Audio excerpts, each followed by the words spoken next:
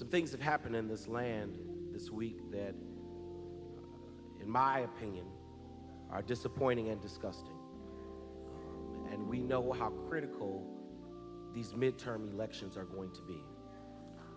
And we're not the only ones who know. There are others who know and are seeking to make certain that our vote does not make it into the ballot box.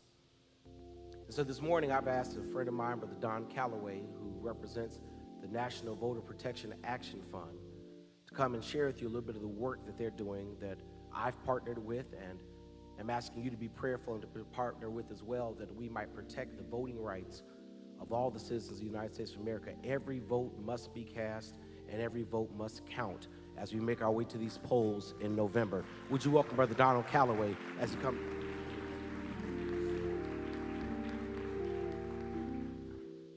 Good morning, Alfred Street. I'm Don Calloway, one of the co-founders of the National Voter Protection Action Fund, a 501c4 social welfare organization, nonpartisan and nonprofit, based here in Washington, D.C. And I'm blessed to go all around the country speaking about protecting our right and access to the ballot. But today's a little different. There's a few more degrees and the standards are a little higher here at Alfred Street. So I have a substantial amount of nerves, but I'm reminded, as always, that nonetheless, God is on the throne, and even in this church, a capital man is at the helm. So I feel a little bit more, a little bit more comfortable. If we consider the great civil rights struggles of our time in this country, which allowed all of us to be here in these pews this morning, much of that culminated in 1965 with the passage of the Voting Rights Act. Section 5 of the Voting Rights Act was the most important piece of that, which provided that certain states who have a history of voting discrimination that is intentional and pernicious would have to pre-clear certain actions that they take to change voting processes with the Department of Justice.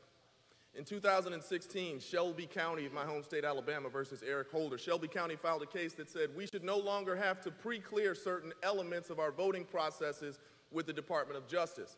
And they brought up the ancient states' rights arguments and the things that we have heard for years and years. So that essentially gutted the primary voter protection piece of the Voting Rights Act of 1965. That was in 2013. 5 years later, we bring ourselves to a place where, not coincidentally, we have historic elections on tap with African-American candidates who have been prepared for such a time as this.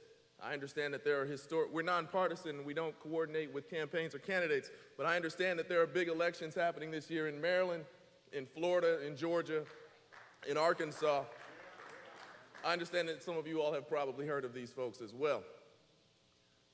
In Georgia in 2017 through this spring of 2018, Richland County, citing lower voter turnout and state budgetary issues, closed 80% of the polling places in advance of this election and this candidate and this year. Florida doubled the price of its voter ID in advance of this election and this year. So everybody here is registered to vote. I know that. And we all understand that it's not just our part to come out to vote, but to bring our cousins and our friends and those folks to come out and vote as well. But what happens if they can't afford a ride to the poll? Because you live up here and your polling place is in overflow. What happens if you can't afford the price of a state ID? While we are presenting ourselves with the right to vote, and all of us will come to the ballot, what happens if that ballot access is blocked for some of us who can't afford to overcome those hurdles? And that's why a group of activists and business people and media types founded the National Voter Protection Action Fund, in which we're asking everyone who cares about free and open elections to simply log on to our website and give $5 for voter protection. And what that does will fund voter protection efforts in 7 states with crucial elections this year: Wisconsin, Arkansas, the big 3 that we mentioned, Maryland, and Arizona, where our Latino brothers and sisters are being told that they will be deported if they show up to vote. If we all care to give $5 at nvpactionfund.org or call 202-505-VOTE, we will fund the organizations who are working on the ground to protect access to the ballot box in those seven states, and we'll exist in cycles into the future so that we can go and advocate before these laws are put in place. So the NAACP Action Fund, the NAACP Legal Defense Fund fights in the courtroom. Let America Vote, based in Kansas City, fights to unelect people who are eager supporters of voter suppression, and we fight to fund organizations to overcome the actual hurdles placed into the ballot box for election protection on Election Day. Now, I've had 5 on much lesser things throughout my life, so we're asking you all to help us out. One time we have 29-day sprint to the finish, and we have to make sure that ballot box access is protected. Once we're coming out to vote, once we've got people that we're excited about to make real change, we have to make sure that ballot box access is protected.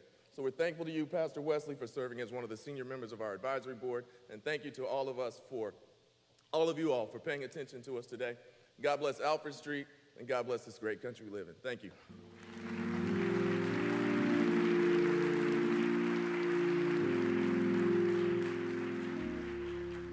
Once again, that is NVP, as in National Voter Protection, nvpactionfund.org. And encouraging you to go out and check out the website, and if you're so moved, to go ahead and make that $5 contribution to help those who need the protection of their voters' rights. If you know you got it, look at your neighbor and tell them, I got 5 on it. I got 5. Amen. If you're over 40, 45, you don't know what that means, but for the rest of us, I got 5 on it. Amen.